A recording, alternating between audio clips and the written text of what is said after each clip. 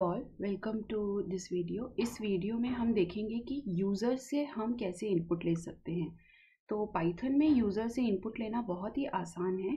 जैसे स्क्रीन पे कुछ प्रिंट करने के लिए हम प्रिंट फंक्शन का यूज़ करते हैं, वैसे ही यूज़र से कुछ इनपुट लेने के लिए हम इनपुट फंक्शन का यूज़ करते हैं। ठीक है, अगर हम लिखेंगे इनपुट तो ये हमसे एक आर्ग्यूमेंट मांगेगा। वो आर्ग्यूमेंट क्या होगा, यहाँ पे आप कोई सी भी स्ट्रिंग पास कर सकते हैं। तो फॉर एग्जांपल जैसे कि हम लिखना चाहते हैं कि व्हाट इज़ योर नेम, तो जैसे कि आप स्क्रीन पे देख रहे हैं, इस तरह से हम यहाँ एक आर्ग्यूमेंट को पास कर सकते हैं। तो जो भी ये आर्ग्यूमेंट होगा या जो भी हम इस यहाँ लिखेंगे वो हमारी स्क्रीन पे प्रिंट हो जाएगा एज एन मैसेज। ठीक है, तो आइए हम जुपिटर नोटबुक में एक बार इसे रन कर लेते हैं। तो ये मैंने जैसे ही इसे एग्जीक्यूट किया, यहाँ मैसेज आ गया what is your name, right. मैं यहाँ पर अपना नाम टाइप करके एंटर कर देती हूँ, और जब अब हम नेम को प्रिंट करेंगे तो ये प्रिंट हो गया। ठीक है, तो आप ये याद रखिए ये किस तरह का वेरिएबल बना है, स्ट्रिंग टाइप का वेरिएबल बनेगा। तो बाय डिफ़ॉल्ट इनपुट फंक्शन जो होता है वो जब भी यूज़र से इनपुट लेता है तो उसका टाइप क्या रहता है, स्ट्रिंग होता है। ठीक है, तो बेसिकली इस लाइन में हमने किया क्या है, ये इनपुट फंक्शन यहाँ हमने जो लिखा है ये एज अ मैसेज स्क्रीन पे टाइप होगा। उसके बाद हमें एक प्रॉम्प्ट आएगा, एक कर्सर मिलेगा जहाँ हम जो भी टाइप करना चाहे वो टाइप कर सकते हैं। जैसे ही हम एंटर को प्रेस करते हैं ये वाला स्टेटमेंट एग्जीक्यूट होगा, ये वाला पार्ट एग्जीक्यूट होगा, जो क्या करेगा, नेम नाम का एक वेरिएबल बनाएगा और उसमें क्या असाइन कर देगा, जो भी वैल्यू यहाँ से हमें यूज़र देगा। ठीक है, तो ये यूज़र्स इनपुट जो भी होगा वो नेम में असाइन हो जाएगा, और हमेशा याद रखिए कि ये स्ट्रिंग टाइप का होगा। ठीक है, बाय डिफ़ॉल्ट जो अगर यूज़र 10 भी लिखेगा तो भी वो स्ट्रिंग में होगा, राइट, तो भी स्ट्रिंग ही टाइप होगी।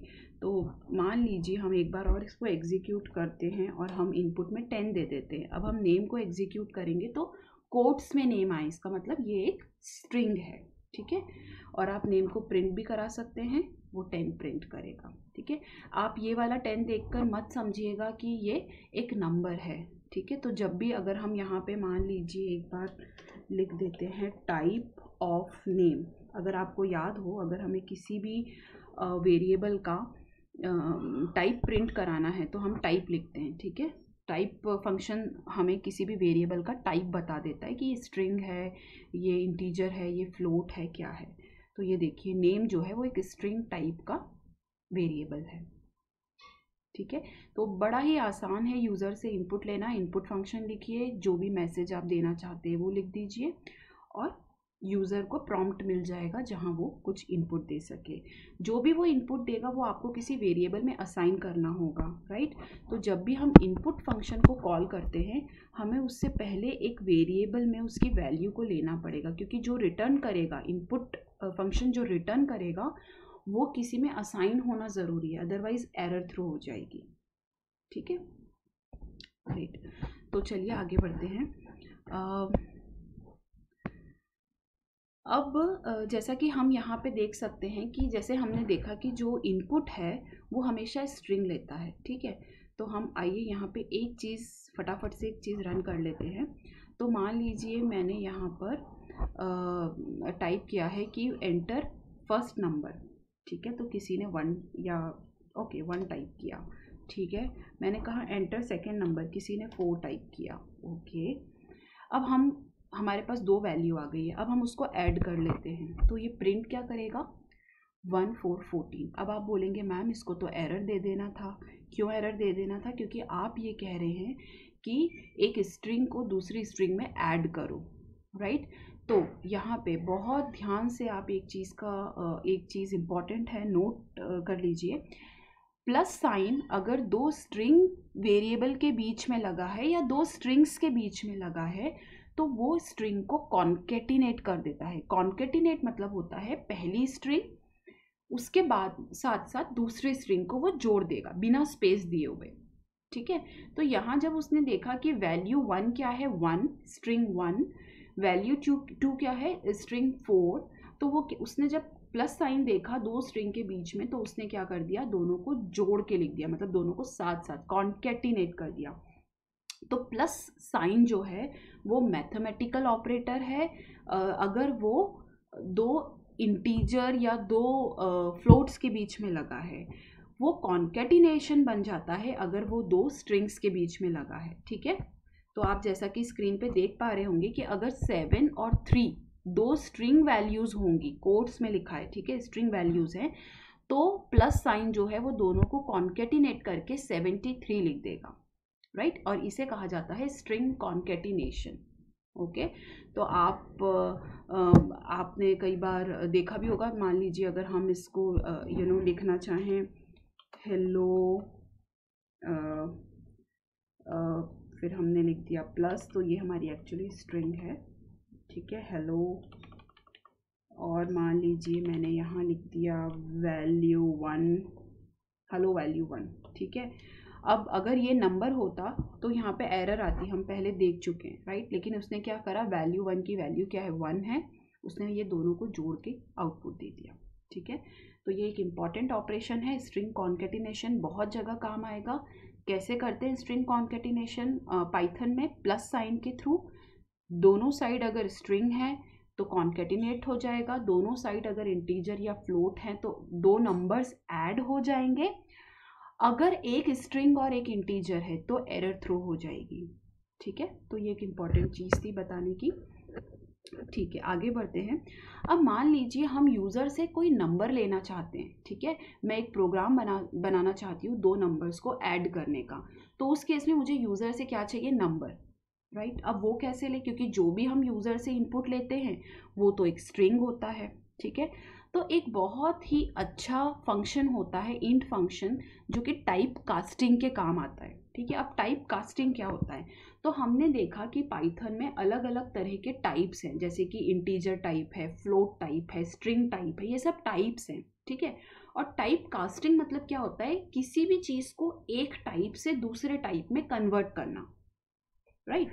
तो कुछ चीज़ें होती हैं जो कन्वर्ट हो जाती है, कुछ चीज़ें होती है जो कन्वर्ट नहीं होती हैं, राइट। तो हम फटाफट आइए एक एग्जांपल इसमें देख लेते हैं। तो पहले हम देखते हैं कि इसको हम यूज़ कैसे करेंगे। तो मैंने मान लीजिए यूज़र से एक वैल्यू ली, कोई सी भी वैल्यू हम लिख देते हैं, यहाँ पे सपोज मैंने लिया 34, ठीक है। 34 अगर हमने वैल्यू ली है, तो अब हम क्या करेंगे, इस 34 को टाइप कास्ट कर देंगे, ठीक है। टाइप कास्ट कैसे करते हैं, तो इंट फंक्शन को हम कॉल करेंगे और इंट में हम क्या पास कर देंगे, वैल्यू पास कर देंगे।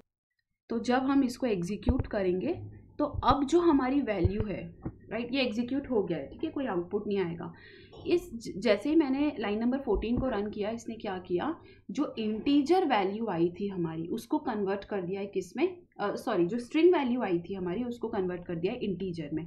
और अब जब यहाँ हम वैल्यू को प्रिंट कराएंगे तो हमारा आएगा रिजल्ट 34, राइट। तो मैं आपको एक बार और इसे एग्जीक्यूट करके बता देती हूँ। यहाँ पे हम एक बार वैल्यू को प्रिंट कर लेते हैं, ठीक है। अब आइए फिर से हम इसे एग्जीक्यूट कर रहे हैं। मान लीजिए मैंने यहाँ दिया 55, मैंने एंटर कर दिया। सेकंड आकर यहाँ पर मैंने प्रिंट किया वैल्यू को, तो अभी वैल्यू क्या है, कोट्स में 55, मतलब वैल्यू क्या है, एक स्ट्रिंग है। उसके बाद मैंने टाइप कास्ट कर दिया, ठीक है। तो ये लाइन एग्जीक्यूट होने से टाइप कास्ट हो गई। अब फिर से जब मैं वैल्यू को प्रिंट कराऊंगी तो आप देख सकते हैं कोट्स हट गए हैं, राइट। इसका मतलब जो स्ट्रिंग वैल्यू है वो इंटीजर में कन्वर्ट हो चुकी है, राइट। तो अब इस तरह से आप यूज़र से कोई सा भी इनपुट लेके उसको टाइप कास्ट कर सकते हैं। तो फॉर एग्जांपल यहाँ हमने देखा था, जब इसको हमने कॉन्केटिनेट किया तो ये हमारा रिजल्ट कुछ अलग आ रहा था, राइट। ये हमें दे रहा था 14, राइट।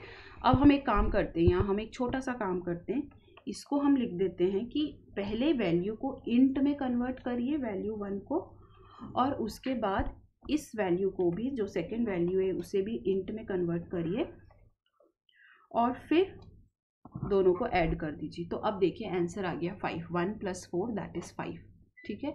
अब ये 5 क्यों आया, क्योंकि दोनों जो है वो कन्वर्ट हो गई हैं इंट में, ओके, राइट। तो बड़ा ही सिंपल तरह से हम कन्वर्जन कर सकते हैं। अब इसे हम एक लाइन में भी दे सकते हैं। तो देखिए यहाँ पे हमने क्या किया, इनपुट लिया और इनपुट लेकर हमने उसे बोला, तो ये जो ऑपरेशंस परफॉर्म होंगे ना, जैसे हमने देखा था जो इनर पैरेंथेसिस है वो पहले एग्जीक्यूट होगा।